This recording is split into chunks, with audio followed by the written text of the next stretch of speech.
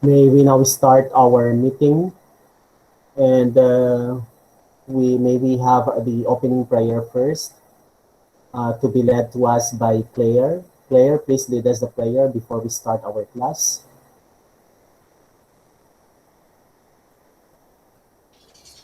Sir, let's pray. Sa ngala ng Ama, ng Anak, ng Espiritu Santo. Amen. Ama, maraming salamat po sa panibagong araw na ibinigay niyo sa amin. Sorry po sa mga pagkukulang na nagawa namin. Naway gabayan niyo po kami sa pag-aaral na ito. Maraming salamat po sa lahat ng biyaya. Lahat ng ito ay iniwan ko sa ngala ng iyong anak ng si Yesu Cristo. Amen. Sa ngala ng Ama, ng Anak, ng Espiritu Santo. Amen. Okay. Good afternoon.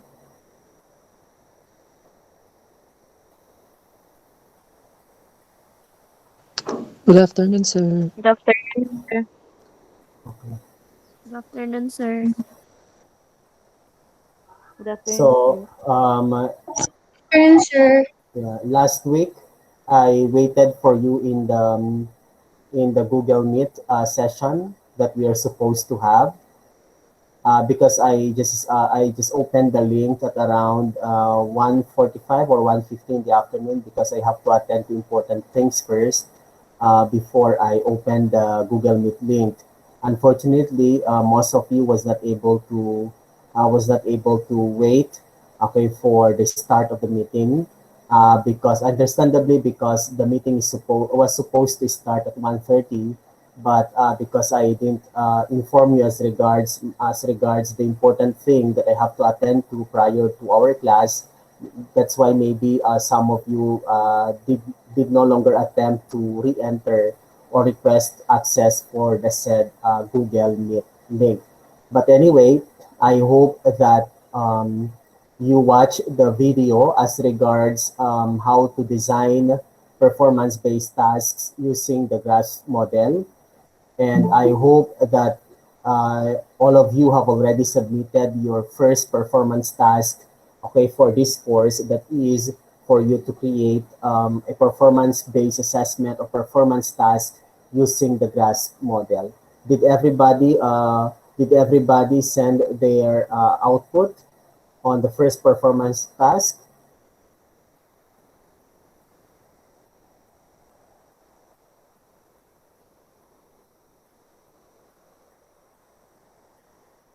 Sir, ako po hindi.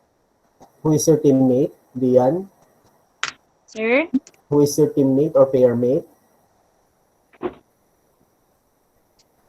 Sir, di ko po marinig, Chappy. Who is your pair mate? Wala po, sir. Mag-solo po ako, sir. Magsasolo ka. Okay, so I'll reopen the Dian, I'll reopen the submission, okay, after our class up to tomorrow, and please do that till tomorrow at 6 p.m. Okay. Thank you, sir. Okay.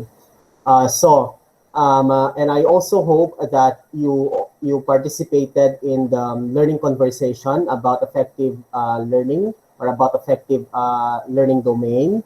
I have already checked most of the most of your responses, okay, or most of your answers in the learning conversation. And I love reading the conversation threads because truly you have tried your best answering the questions well as regards the importance of studying attitude, uh, and the importance of that attitude to enhance teaching and learning.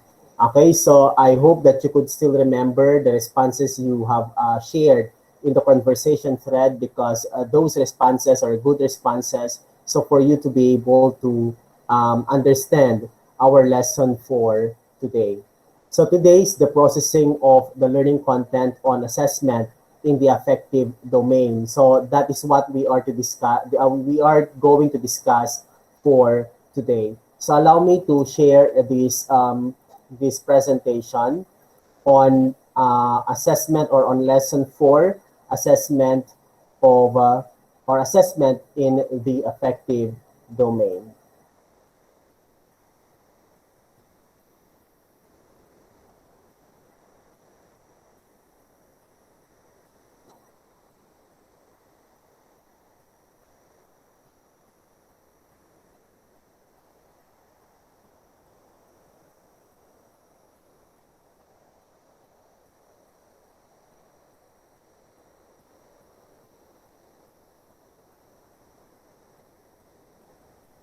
Again, please be reminded that our session for today is recorded. Okay, so we will be doing this so for me to be able to upload, okay, this recorded discussion, and for the sake of those who still would like to listen or do a replay of the discussion. Okay, so may we now proceed to our discussion on um,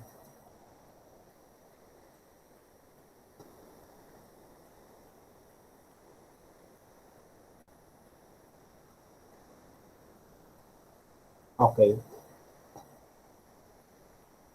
on assessment in the affective domain. Ano nakikita niyo dyan? Nakikita niyo yung presentation? Yes, Yes, sir. sir. Yes, sir. Yes, So, sir.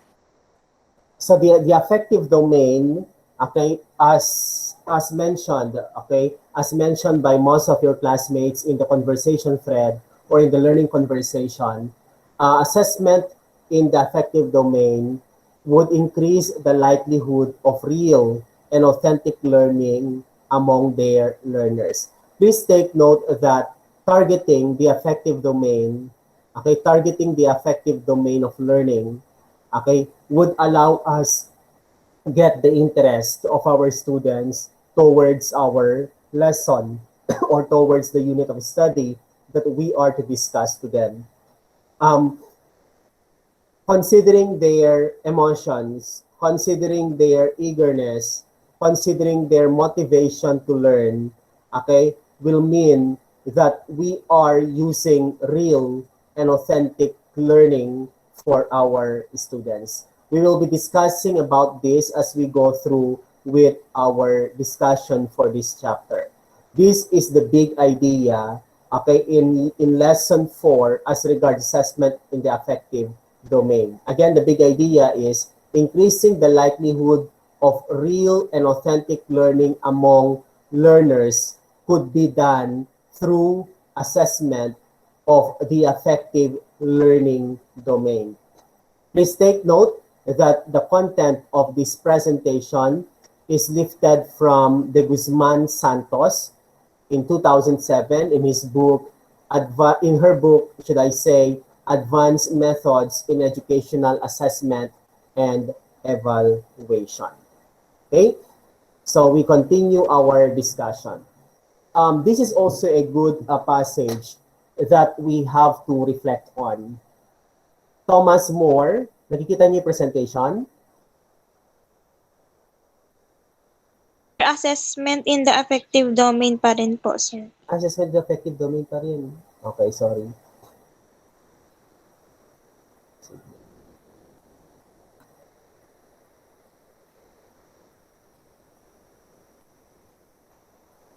Okay. So one of the passages that we have to reflect on as our springboard in our discussion as regards affective domain is this by Thomas More, an English philosopher and lawyer. He said, one of the greatest problems of our time is that many are schooled, but few are educated. I think this has been mentioned in one of the conversation threads okay, I've read last night while I was checking your contribution in that learning conversation. One mentioned about individuals being schooled, okay, but not of all these schooled individuals are educated.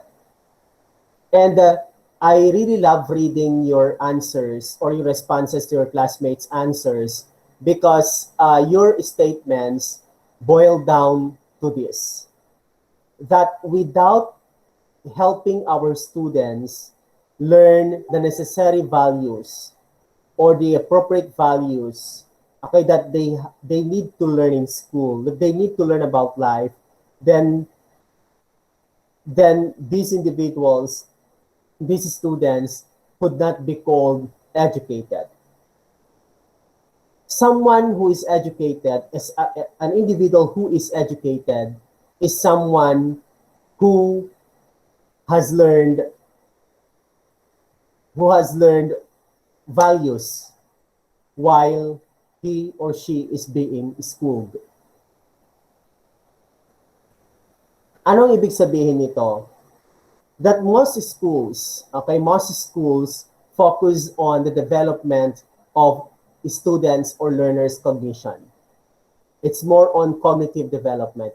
It's more on training students to learn the what's of learning, or merely developing the head or the brain of the learners. And most often, schools forget to develop or hone, the heart of our students or of their students. That's why they said that education has to be always holistic. Education has to target the whole person.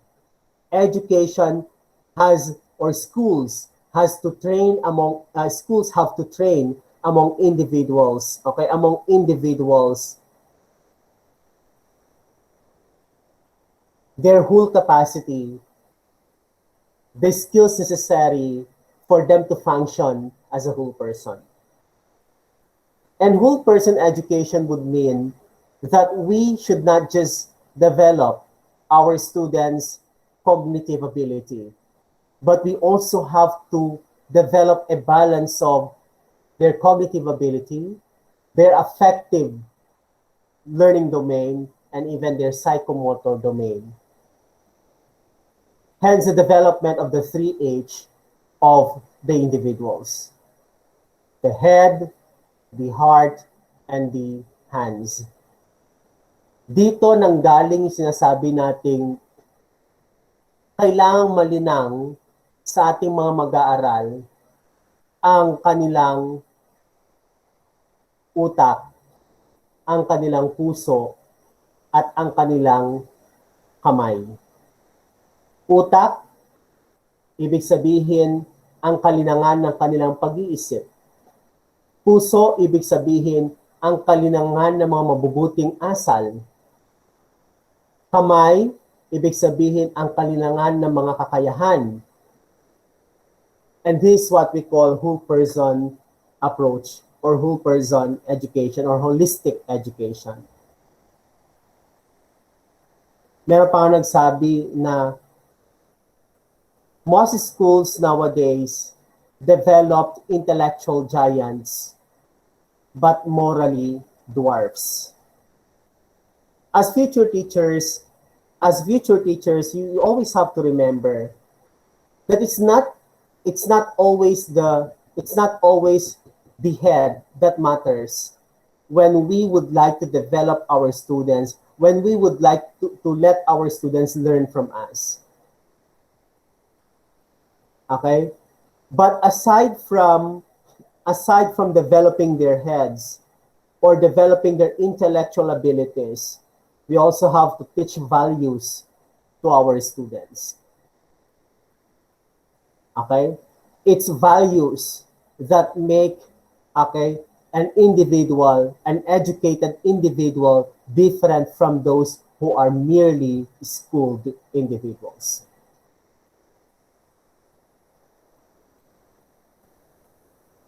Okay? Minsan, kahit gaano katalino ang isang individual, kung ang kanyang pag-uugali ay masama o hindi maganda, kalimitay nakakalimutan ng marami ang katalinuhan ng tao.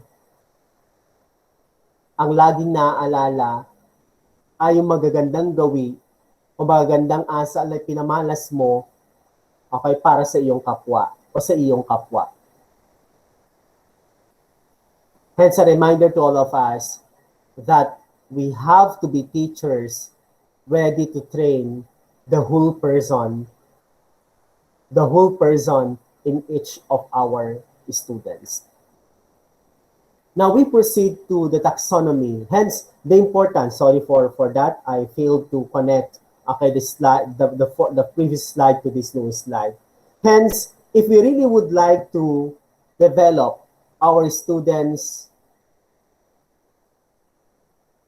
emotions, inculcate values, and teach them morals, we always have to consider the development of their affective learning domain. Hence, it is just appropriate that part of our discussion, that one of the units that we have to deal with in assessment of learning 2 is all about the affective domain.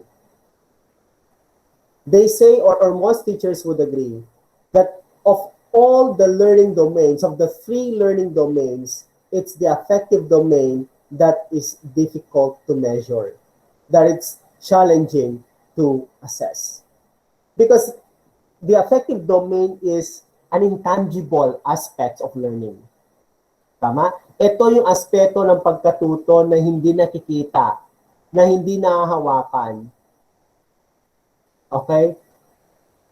Ito yung aspeto ng pagkatuto na napaka-subjektibo because it pertains to the subjective energies of our students. What do we mean by subjective energies? We're referring to their feelings. We're referring to their emotions. We're referring to their principles. We're referring to their perspectives of how they see things, of how they value things. And that makes affective domain challenging or difficult to assess or to measure or to gauge. Kaya sabi natin, sabi ko kanina, napakahirap sukatin, napakahirap tasahin, okay, ang apektibong aspeto ng pagkatuto dahil ito ay dahil ang mga kakayahang maikaklasipika bilang epektibong aspeto ng pagkatuto ay iyong mga kakayahang hindi ganon nakikita. Hindi ganoong nasusukat ng may objektibo. Kasi pag tinatawag natin apektibong aspeto ng pagkatuto, ito ay yung mga subjektibong enerhiya ng mga mag-aaral, katulad ng damdamin, ng mga ng pag-uugali, ng mga moralidad, ng kanilang pagtanggap, ng kanilang prinsipyo, ng kanilang pananaw, ng kanilang at kung ano-ano pa. Okay? The taxonomy in the affective domain contains a large number of objectives in the literature expressed as, ito yung sabi ko, yung subjective energies, expressed as their interests, their attitudes, appreciations, values, and emotional sets or biases. So as our discussion would progress, we will make use of this diagram, okay, from Lynn .com. Okay, it's a good diagram or chart summarizing the different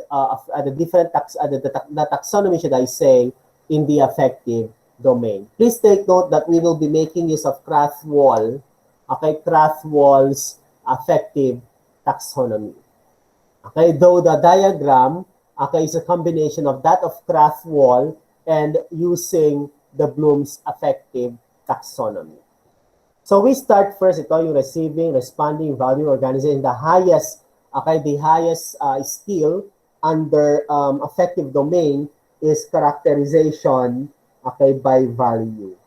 Okay, so we will be discussing each of these, okay, each of these skills under affective domain as our discussion would progress. Okay, so the first one is on receiving.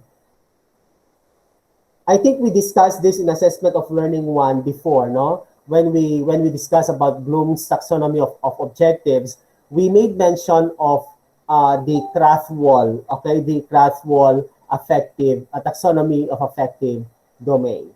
So we start with receiving as the first one. Okay. For receiving, this question has to be asked of teachers.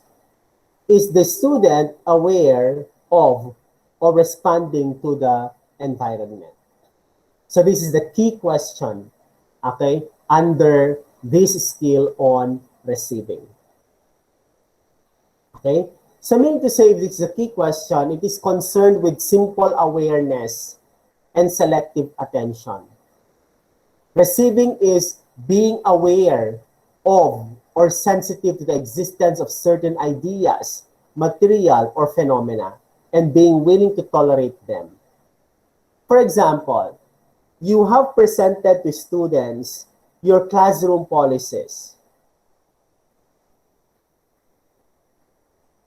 What are the things that you have to do so that students or your learners would be sensitive enough that such policies you created for your classroom are existing or not? Okay, so meaning to say, it's about simple awareness of things that you do inside the classroom, simple awareness of the learning content that you discuss inside the classroom, simple awareness or consciousness as regards things that are happening inside your classroom. That is all about receiving. Okay, may we have a quick break for you to stretch and for you to regain your energy, because if I am sleepy now, maybe some of you are also sleepy listening to me. So it's time for you to stand, do stretching and others, so for you to regain your interest or regain your zest while listening to our discussion. At ako po ay inom lang saglit.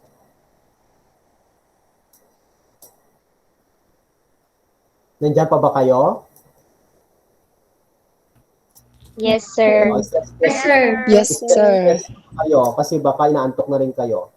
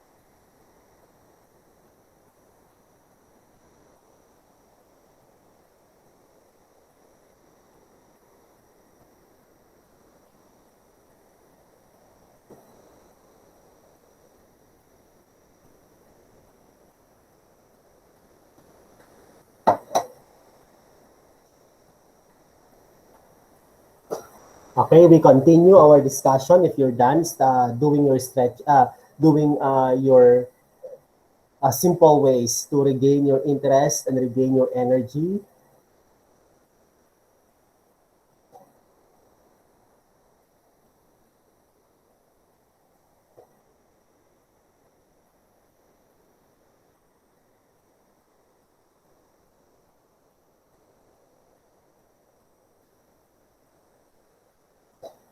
Okay, so as we have said, the first skill, okay, under Krathwohl's affective domain of learning is receiving. As we made mention a while back, we are referring to simple awareness of students as regards the content you're discussing inside the class, as regards the value that you would like students to emulate or to learn out from your discussion in your class. So examples include to differentiate, to accept, to listen for, and to respond to. These are examples. Anyway, we will be discussing the different verbs, okay, under each of the skill, okay, for the affective domain. So aside from what has been mentioned here, we also have the following verbs that you may make use when you design your instructional objectives or outcomes. Accept, ask, attend, choose, describe, develop, follow, give, hold, identify, locate, name, point to, recognize, select, sit erect, reply, and use. Okay, so these are examples of verbs under receiving. The second one, okay, so we move up, okay, after receiving is responding. Okay, the students already, okay, is aware, the students are already aware of the values you would like to let them emulate, you would like to let them understand or let them learn. Then after their awareness as regards that, okay, we proceed to the next level under affective domain, and that is responding. So for responding, the key question here is, can the student show a new behavior due to an experience? Okay, can the student or learner show a new behavior due to an experience? That's the question. Responding then is concerned with students or learners' interests, seeking, and enjoyment. They're already aware of this, and because they are already aware, they are already doing what you let them be aware of. And that is about, okay, and that would signify that the learner has that interest, okay, to do what you let them be aware of. And if they are doing what you let them be aware of, then these learners, okay, these learners shifted from the lowest level of affective domain to the next level, which is responding. It is committed in some small measure to the ideas, materials, or phenomena involved by actively responding to them. For examples are to comply with the to comply with classroom policies, to follow, okay, to follow the advice of the teacher, to commend, to volunteer, to spend leisure time in, to acclaim. And aside from what has been mentioned here, these are also other verbs that you may make use when you are to construct your instructional outcome or objective under responding of the affective learning domain. We have answer, assist, complete, comply, conform, cooperate, discuss, examine, greet, help, label, obey, perform, practice, present, read, recite, report, respond, select, tell, and write.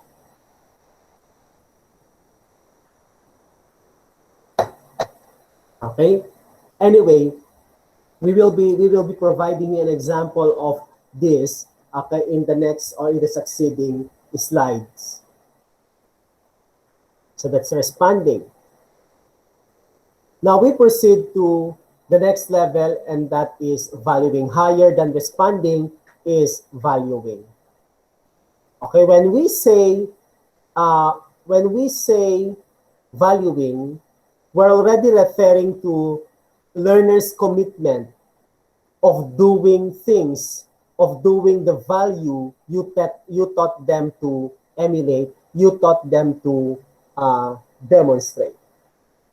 If students need not to be reminded of doing such things, of doing those things that they freely and they independently do, okay, what you let them be aware of, what they have responded before, then that would mean that the student, okay, shows this skill on valuing, because there's already an attitude being developed. When you say attitude, it's consistency of the value being demonstrated. Okay? And of course, they're doing it, they're involved as regards it, they're committed doing it because they already have that appreciation as regards doing such thing. Valuing is willing to be perceived by others as valuing certain ideas, materials, or phenomena. Examples include to increase measured proficiency in, to relinquish and subsidize, to support, and to debate.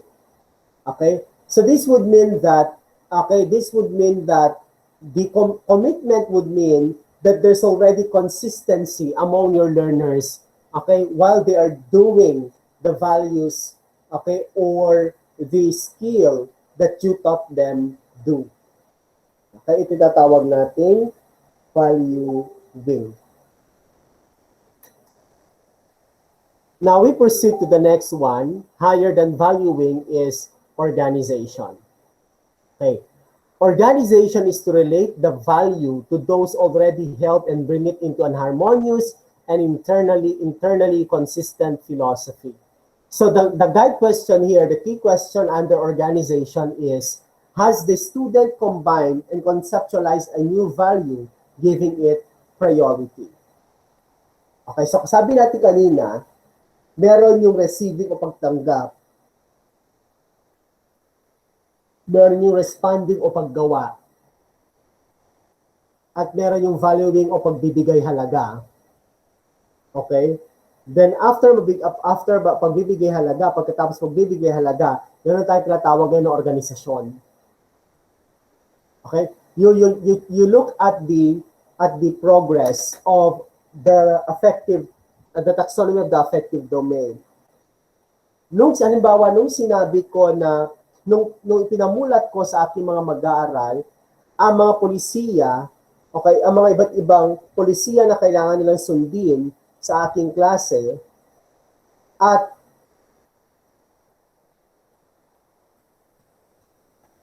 nung sinabi kong klaro ba sa kanila, okay, yung sinabi kong klaro ba sa kanila, ang nasabing polisiya at nagsabi sila ng oo, then yung pagkasabi nila ng oo ay isang senyales na mayroong pagtanggap na nangyari, okay, sa aking mga mag-aaral.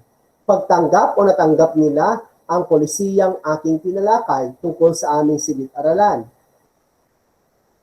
Noong nag-yes sila at naging aware sila or na namulat sila doon sa mga patakaraang pangsilid-aralan sa aking klase, ginagawa nila ang mga ito. Ito yung tatawag natin responding o paggawa. Okay? After letting them be aware of all these things, and after a few times that they can already do these things, that's already what we call as responding.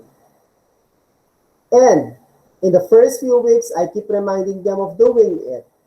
But in the succeeding weeks, I need not to remind them of what they're supposed to do because they already have learned, okay, about doing those. And because they can already do those policies without reminding them do it, that's already the next stage, which is valuing. Okay?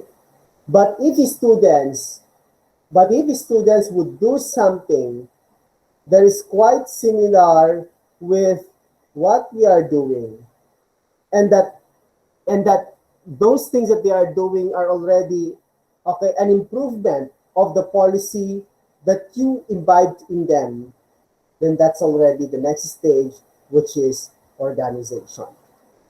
Okay? Mean to say the students, okay, the students produce something, produce a new value, exercise or demonstrated a new value out from the value you have taught them.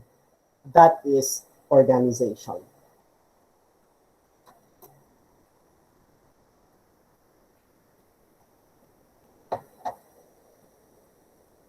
Okay? Any question on this?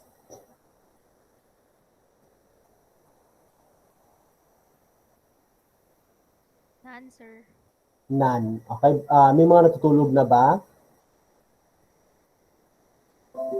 Pabalik tayo doon. Okay pa ba kayo?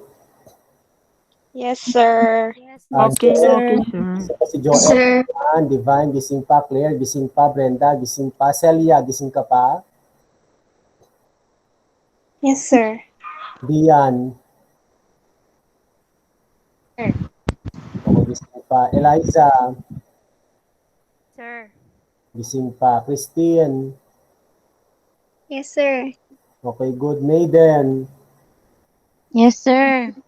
Eliza, Yes, sir. Arnie, Yes, sir. Kaso putol-putol ka lang, sir, kasi maulan dito, sir. okay. Kasi kan umaga maulan din dito sa Tubigraw.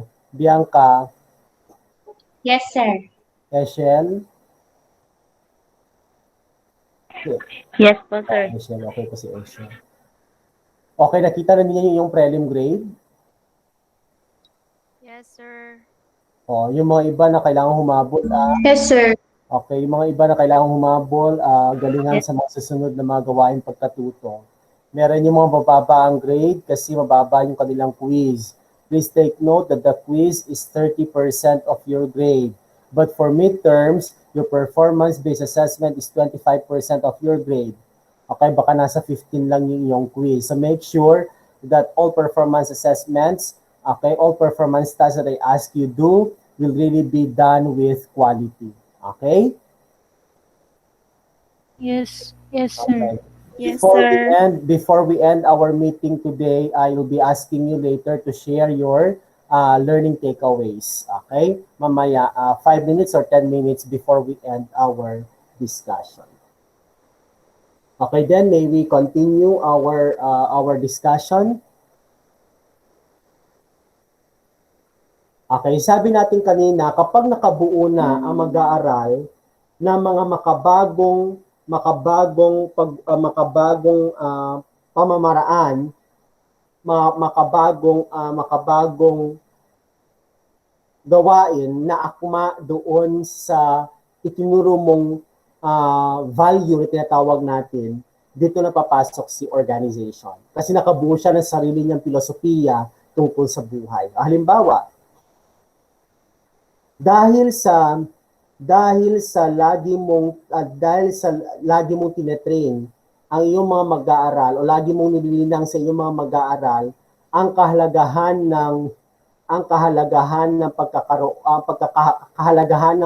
ng kaayusan sa loob ng klase.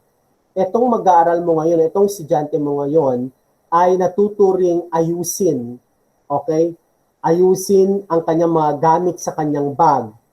Okay, yan ay panibagong pagkatuto. Natutunan niyang ayusin ang kanyang bag dahil itinuturo mo sa kanya lagi at pinapakita mo sa klase ang pagiging maayos na guro, pagiging orderly na guro, okay? At nakita niya yon at bumuo siya ng sarili niyang filosofiya tungkol doon at ina-apply niya yun sa sarili niyang karanasan, doon pumapasok si organization. Okay? Now, after organization, we have the next one, the highest, okay, skill under the affective domain is characterization by value. And this characterization by value is guided by this question. Does the learner act consistently with the new value? So, nung tinuro mo sa mga estudyante na dapat maging maayos sila sa loob ng silid-aralan, dapat naka-open yung bintana, dapat naka-turn on ang lights kung madilim, dapat nakaayos yung upuan, straight yung upuan horizontally and vertically, okay? And at the same time, malinis ang classroom, walang kalat, and at the same time, yung bag nila ay dapat nakalagay lagi sa may left part ng upuan, at dapat yung mga gagamitin nila sa pagsulat ay nandun na sa armchair, okay? At dahil doon sa pagtuturo mo sa kanila ng orderliness, ay natuturin silang ayusin ang kanilang mga bag, okay? At kapag patuloy na ginagawa ng batang ito, consistent siya na maayos yung kanyang bag, yan tinatawag na nating characterization by value. Does the student act consistently with the new value? It is concerned with patterns of adjustments. Characterization by value or value set is to act consistently in accordance with the values he or she has internalized. Okay? Examples include to revise, to require, to be rated, and others. So, anyway, we will be enumerating the other verbs that you could make use in order for you to create an instructional goal, an instructional outcome, or learning outcome under each of the skill of the affective domain. Okay? So nakita niyo yung halimbawa natin, yung halimbawa ko na halimbawa ko na gamit ng iba't ibang kakayahan sa apektibong aspeto ng pagkatuto.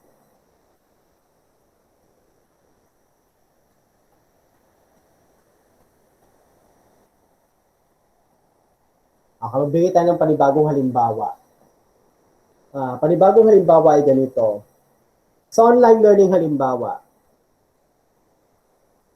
okay?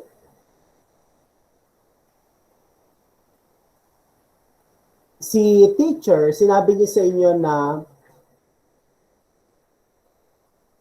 dapat on time kayo magpasa ng inyong mga learning tasks sa LMS. Okay? And during the Google Meet, the first Google Meet, he or she presented all these policies and reminders. And when he asked you, if you have understood these policies related to online learning or LMS learning or neo LMS learning, and you said yes, that falls under receiving. Okay? That falls under receiving. When you passed or submitted your learning task, your first learning task on time, that is responding. Okay? Then because they keep doing or they keep submitting their learning tasks on time, natuto ang bata, okay?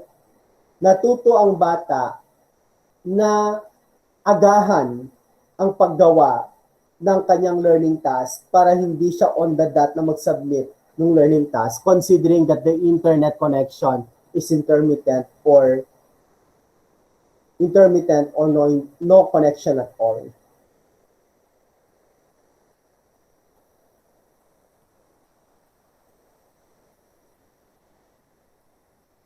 At dahil natutunan siya at lagi niyang ginagawa ang maagang paggawa ng learning task o gawain pagkatuto. Kasi may sumite niya na maaga, masumite niya na nasa tamang oras ang nasabing gawain pagkatuto, ay natuto na rin siyang gawin ito sa ibang mga subjects. This is already, okay, organization. From valuing to organization. At dahil lagi niya nang ginagawa, at never na siyang na-late sa pag-submit ng learning tasks niya online sa LMS, there's already characterization by value. Okay? Characterization by value. So, that's another example. Okay? Now, please take note that as we have said in the first slide, that it's also through targeting the affective domain, the affective learning domain of our students, that we will ensure that learning is real and authentic. Ito ang pagpapaliwanag niyan. That learners have to respond to what they learn, to value it, and to organize it. It's only through targeting the affective domain that we are getting the interest of our learners towards learning, that we are getting their motivation or even their engagement to participate in the learning task when we discuss the lesson, because they are motivated, because we make sure that we are looking into their interest, we are putting premium or value into what they feel, into what they enjoy, into what they believe in as regards the content that we are to discuss to them. That is the meaning of this passage. That learners have to respond to what they learn, to value it, and to organize it. And I hope that you're also that you already have realized the value why you need to learn about assessment of learning too, why you need to learn about assessment as future educators, why you need to learn about performance tasks as future educator, why you need to learn about assessment in the affective domain. Okay? That's what we mean by this passage.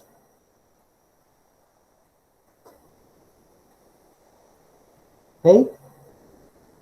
Now, before we continue our discussion, okay, allow me to make use of the break time for you to encode or share your learning takeaway in the first half of our discussion. Okay, so again, please make use of the chat area, okay, of the chat area of this Google Meet to share your learning takeaway as regards the first half of our discussion. Okay, please do that now.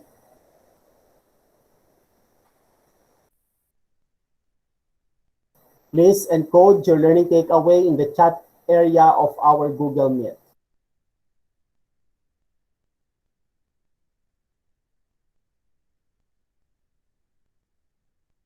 You'll do that for 10 minutes.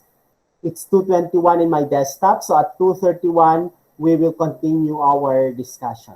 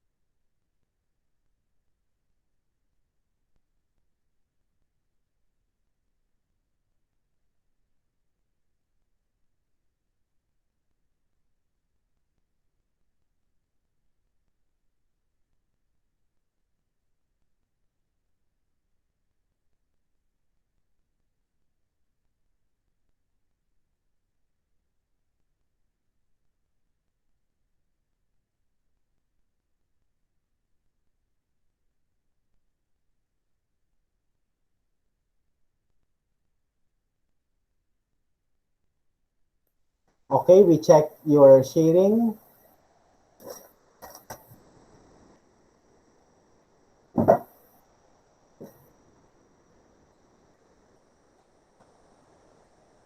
Okay. Diane said, the role of a teacher in a classroom setting is really crucial and vital in the development of the affective domain of a student. It is because the quality of value being taught by the teacher reflects how the students receive the information, respond to what they learn, organize their learnings, and characterize their value in a real life context. Yeah, the importance of this, what we call as um, the importance of the integration of values to every teaching we do inside our class. Brenda said, in a classroom setup, developing one's cognitive skill is not the only aspect that needs to be taken importance of. Being excellent and intellectually does not equate to being fully successful in the teaching and learning process. This is why affective domain must also be developed and improved to students so teaching and learning process will become effective and efficient.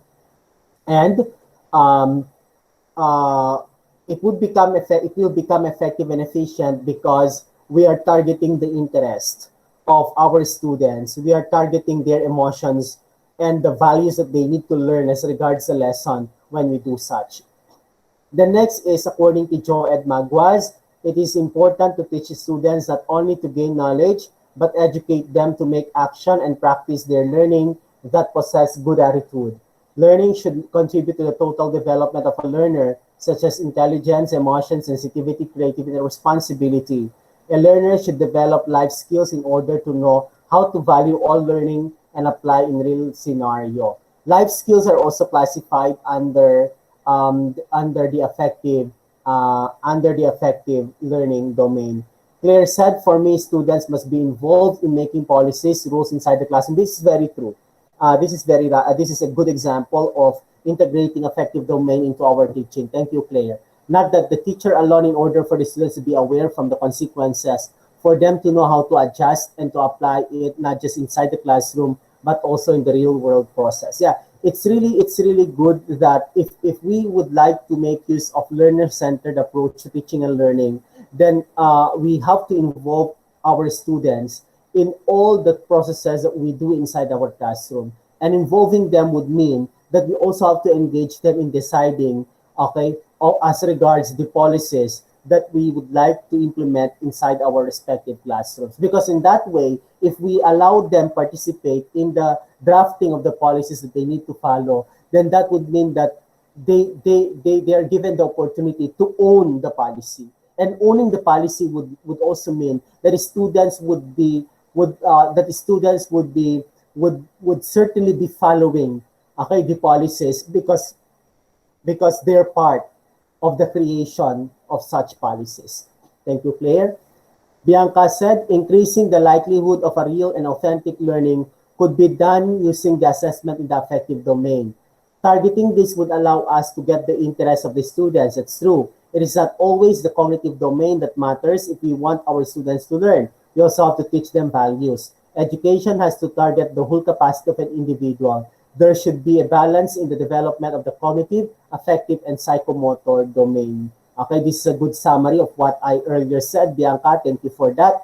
Eliza said, in the teaching and learning process, most schools focus on the cognitive aspects or development of the students rather than their affective domain. Hence, as a future teacher, we should need to balance these three domains in order to attain an effective and engaging learning atmosphere.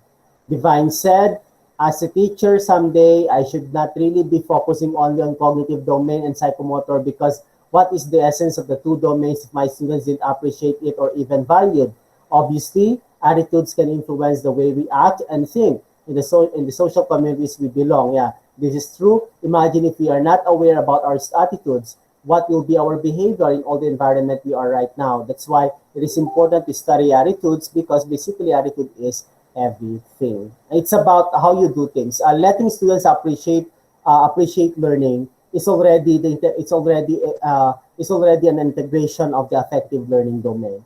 Christine Sacking said, teachers must not only focus on the knowledge and skills that the students must acquire, but also the values and the morals that they will be embedded in their life.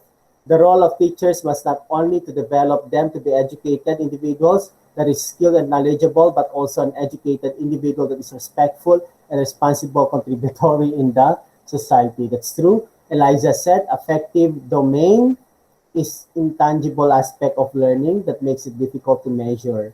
This domain gets the interest of the learners. It's true. Schools should not just focus on development of the cognitive aspect. Rather, it should focus with the 3H, which are the head, heart, and hands, in order to have a better and meaningful holistic development.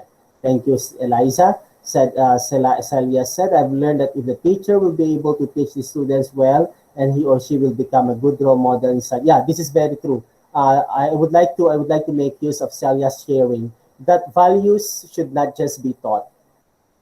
Values have to be taught also.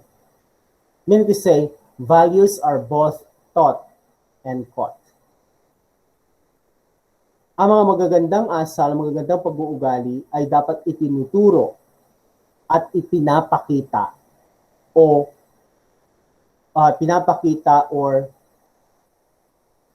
ginagawa ng guro mismo yung mga magagandang asal na kanyang itinuturo. Values are both taught and taught. I remember I learned this from our academic dean when I was in college, by Dr. Olivia Pasicolan. She kept reminding us that when we teach values to our students, we should also have to demonstrate, okay, the values that we would like them emulate. Thank you, Celia, for reminding us that. Okay? Hindi pwede hanggang turo-turo ka lang ng magagandang asal. Ipakita mo rin kung paano ginagawa. You have to be an exemplar of such value that you are teaching your students. Okay? I remember one time, okay, I was a theology teacher then, or a professional education teacher. Then one time, the PE teachers, okay, most of them are no longer with the university. The PE teachers invited me to relax or to have a leisure time with them. Okay, so what we did is, okay, we went to ano yung hotel dyan sa may Palio Comercio, yung sa malapit sa harap ata ng McDo or harap ng, hindi ko alam kung McDo or Jollibee, o basta harap ng yung area na yon sa city, sa Palio Comercio. May hotel doon, di ba? Ano yung hotel doon?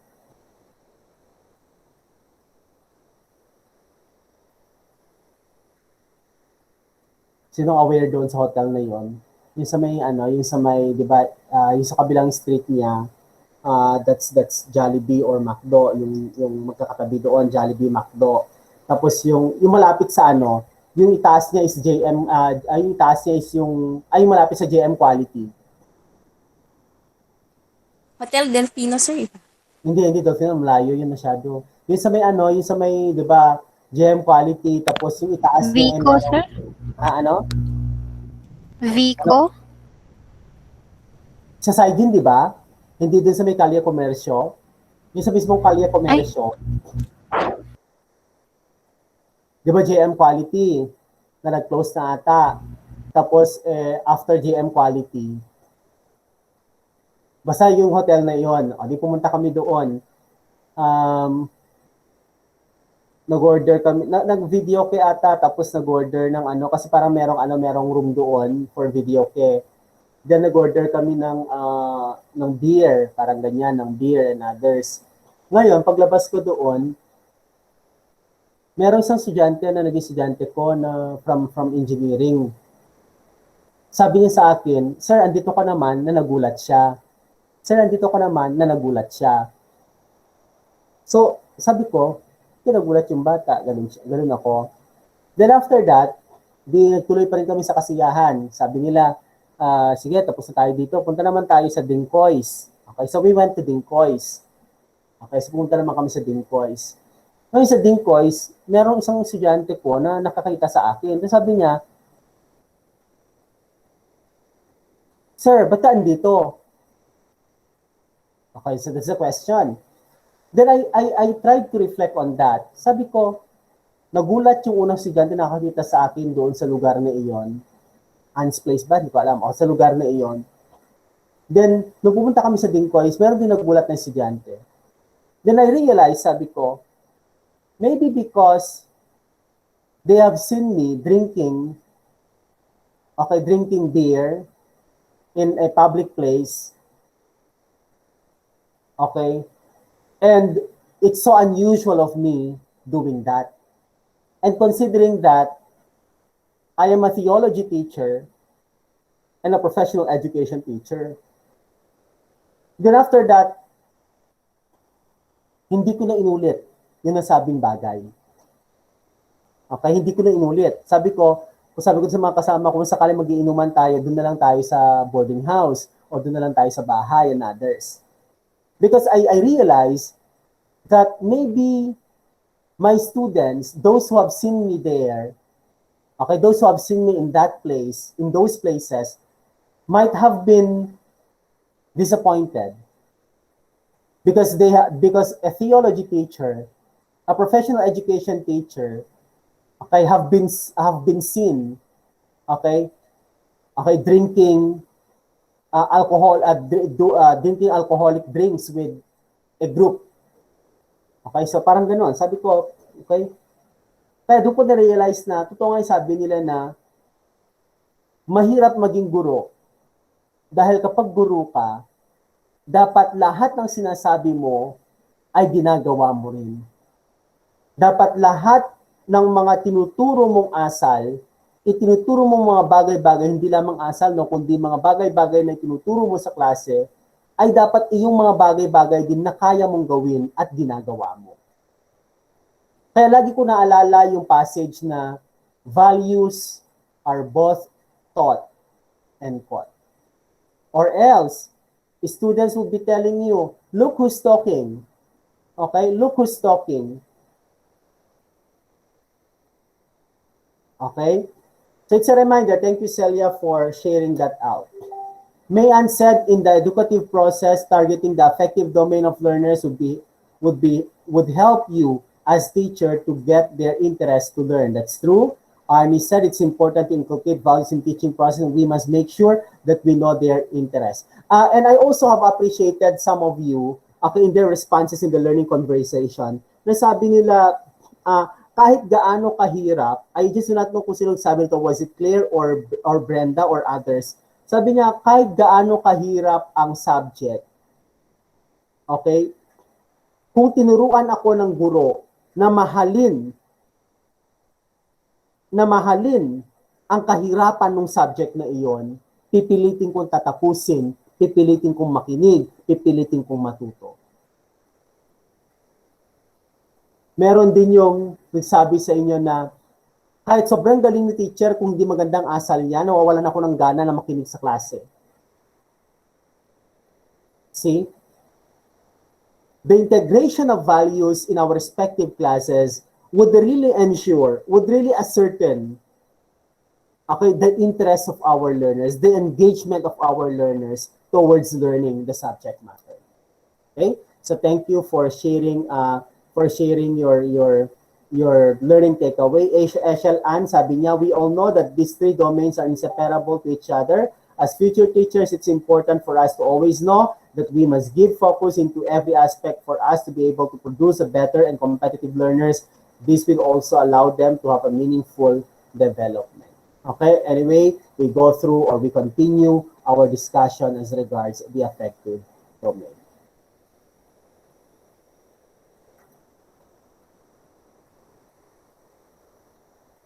Okay, yun. Okay, we continue our discussion. Affective desired learning competencies are often stated in the form of instructional objectives. That's why when you do your learning outcomes or learning objectives, it has to target three domains: the psychomotor, the cognitive, and the affective. And similarly with the cognitive and psychomotor, we also state our affective desired learning competencies into instructional outcomes or instructional objectives. Instructional objectives are specific, measurable, short-term, observable student behaviors. So it's only through okay, when we would like to make our to make the subjective energies of our students to be measurable, then we have to convert all these things into instructional objectives or instructional outcomes. Because it's only through these objectives or objective statements or outcome statements that we can make the affective domain of learning measurable or observable. Please take note that objectives and outcomes serve as foundation upon where lessons and assessments are built. That is very true. That's why it's always the first step when we do instructional planning. Okay, it's always the first step when we do instructional planning. Objectives or outcomes are tools to make sure that learning goals are attained. They are the arrows you shoot towards your target. And lastly, these ensure that learning is focused clearly enough that both students and teacher know what is going on, and so learning can be objectively measured. So later on, okay, by next week, I'll be teaching you on how to, because your performance task for this lesson is for you to create, okay? For you to create learning objectives or learning outcomes targeting the affective learning domain or affective domain of learning. Okay? Similarly with what we did with the GRASS model, that is what I will also be demonstrating to you how you're supposed to complete your second performance task.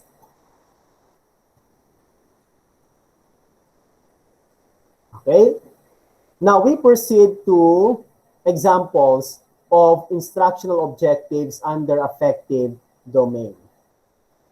Now for receiving, being aware, sabi natin kanina when we say receiving, it's being aware or attending to something in the environment. So for example, your learning objective is or outcome is read a book passage about civil rights. That is being aware or that is under receiving. Read a book passage about civil rights. Or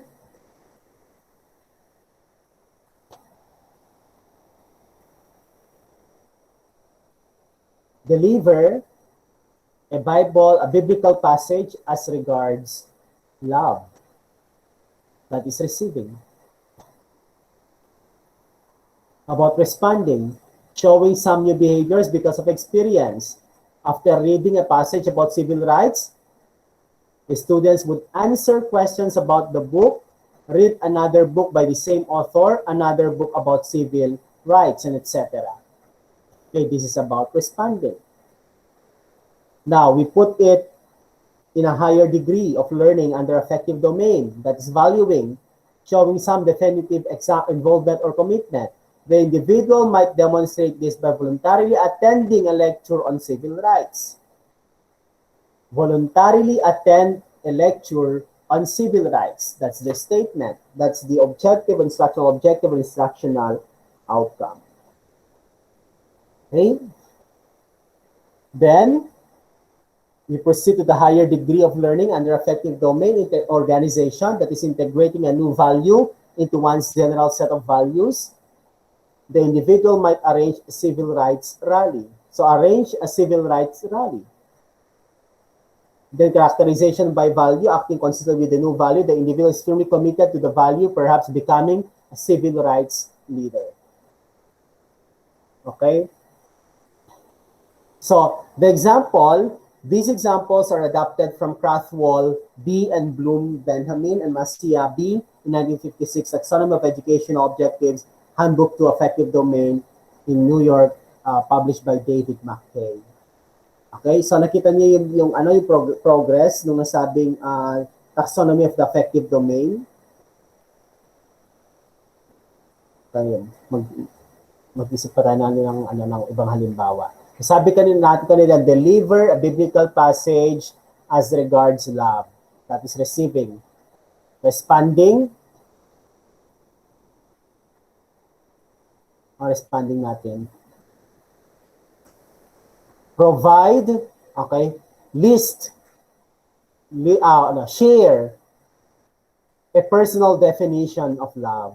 Okay, that is responding. That's not responding. That is under sorry.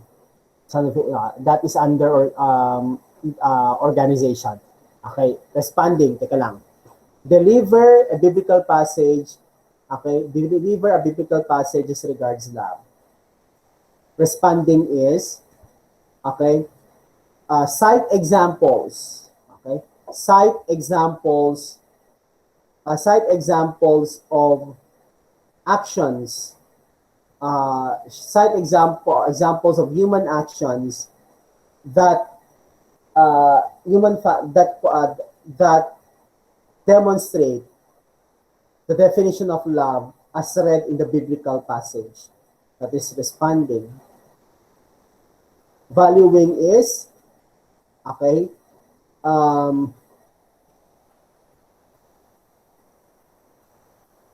cite examples, cite a personal example of showing, okay, love to a classmate or to someone else. That is valuing. Organization, sabi natin, okay, use your personal experience to provide at least a definition of love.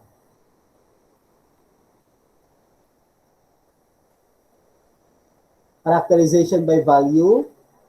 Ang gagawin mo dyan? Consistency.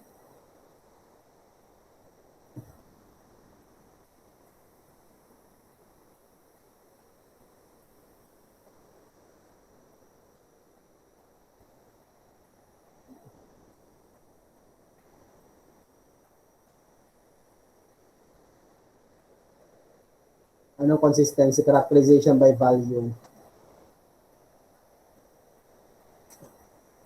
Any example on this? Paano natin gagawin characterization by value? Yung love.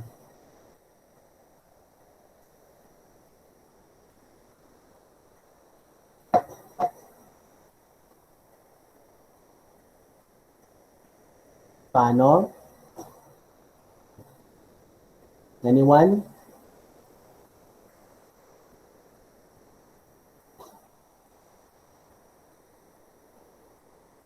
Pwedeng ang gawin niya ay organize, okay? Organize a love campaign, okay? Appropriate for students, okay, in one's school. Okay, that's characterization by value.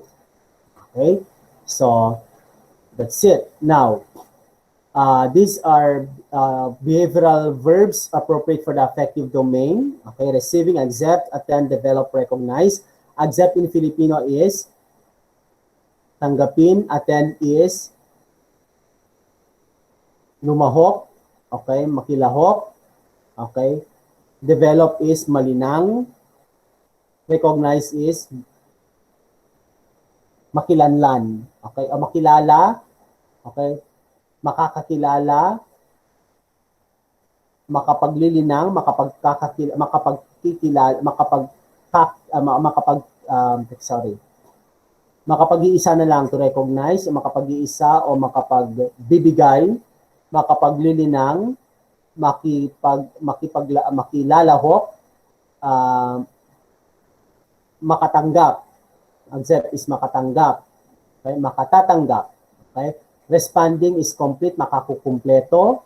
Comply is makasusunod. Cooperate is makikiisa. Discuss is makapagtatalakay. Examine is examine. Makapagsusuri. Obey is makasusunod. Respond is, what is respond? Makasunod. Okay. Ano? Makasunod, sir. Respond is makasunod. Hindi ba yung sa obey yun? Makasusunod. Respond. Okay, tingnan natin yan later. Valuing, accept, defend, devote, pursue, seek, organize, codify, discriminate, display, order, organize, systematize, weigh, internalize, and verify. So these are all examples of verbs that you may use in developing or drafting your objectives under affective domain. Okay, so that's it. Now, okay, tomorrow we will continue our discussion as regards the affective domain. We hope to finish everything, the lesson 4, so that by next week I'll upload lesson 5. Then I'll just have to, we will just meet on Monday, okay, because I have to explain to you performance task as regards this lesson on affective domain. Okay, and another learning conversation for the next topic. So next week, okay, next week, so there's no learning task for this week, but next week there's another that's on performance task, and the other one is a learning conversation. Please take note that you really have to participate in our Google Meet, because your learning takeaway will really be recorded. Okay, and please take note also that we will only have 1 unit test. Okay, no more quizzes, but 1 unit test. Okay, before a unit test prior to the midterm exam will be conducted, because your performance task will replace, okay, the quizzes, which is 25%, 30% of your grade in the 25% of your grade during the preliminary term. But for midterms, your performance-based assessment will serve as 25% of your grade, and the 15% will be your unit test, and the other percent of 15 plus 25, that is 15 plus 25. Ano 15 plus 40? Okay, sorry. Then yung 40 lang, no? 40. So there's 20 more. So tek lang, sorry. We will make 30 yung performance assessment niyo, that's 30%. Then 20 yung 15 yung 30, then 25 yung unit test. 20 yung unit test, and 10 yung learning conversation. Okay? At yung learning takeaway, should I say. Learning takeaway and learning conversation. Okay, clear? Yes, sir. Okay. Sir, Yes. sir, kung next week yung performance task, kailan deadline nun, sir? Kasi diba Semana Santa na sa April Ay, pala 1. no. Syempre, certainly, kung Semana Santa na siya, kailan ba yun? March? 1, 2, 3, sir. Oo pala, whole week na. Teka lang. Magpo-post pa rin tayo ng lesson sa 29, Monday, tama? Tuesday. Monday, Tuesday. 29:30. Meron pa rin klase dyan sa 29 and 30. So we will still meet on Monday, but I'll still post a lesson. So ang deadline niya yan ay gagawin na natin siguro April 9 na. Ay, 10. 10 na, sir. Kasi 9 pala is kagitingan, no? Yes, sir. April 10 na natin na kaya kay Divine. Thank you, sir. Okay, April 10 na natin ang deadline ko sa Kali. Okay? So, that's it. So, thank you for attending our class for today. It's really a struggle during this time. Nakakaantok. Hindi ko alam kung bakit. Okay, it's really a struggle yung 1:30 to 3. Wala naman kasi kung bakanteng oras para may move natin, no? No common time. Okay? Anyway, thank you for attending. I know that you're experiencing intermittent internet connection now because of the weather. Okay, ako nga kanina, nabasa ang sapatos ko pagpunta ko dito sa school kasi kailangan ko mag-report para sa disinfection ng mga offices and others.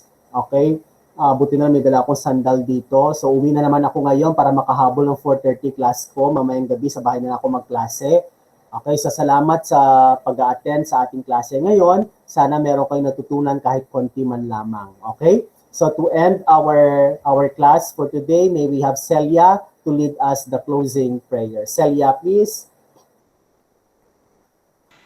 In the name of the Father, and of the Son, and of the Holy Spirit. Amen. Glory be to the Father, and to the Son, and to the Holy Spirit. This was the beginning, is now, and will be forever. Amen. Bye, sir. Okay, thank you for attending. Keep safe. Bye po, sir. Okay, Thank Bye walang you. po, masyadong sir. lalabas Bye, kasi sir. marami ang kaso Ingat ng po. COVID. Yes, sir. Bye, sir. Keep safe, sir. Bye, sir. Bye-bye. Ingat. Bye, sir. Ingat po. Bye-bye. Ingat-ingat din. Okay, Claire. Bye-bye.